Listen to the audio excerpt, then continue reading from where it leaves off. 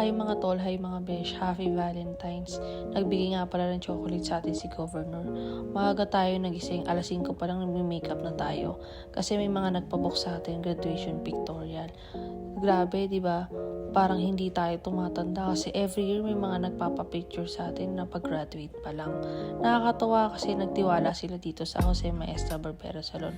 Nga pala mga tol, binigyan nga pala tayo ng bulaklak ni Boss Uno. Kaya nag-cut off din kami at nag-home service kami.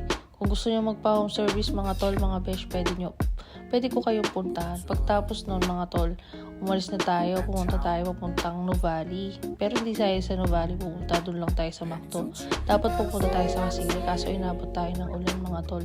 Doon kami tumambay, tapos doon na rin namin kinain yung Hershey's na binigay sa amin ni Gov. E di yun, naglakad na kami pa uwi, tapos may nagpasabay sa amin, nakakatuwa, nakaka-bless dahil di namin akalain may magpapasabay sa amin.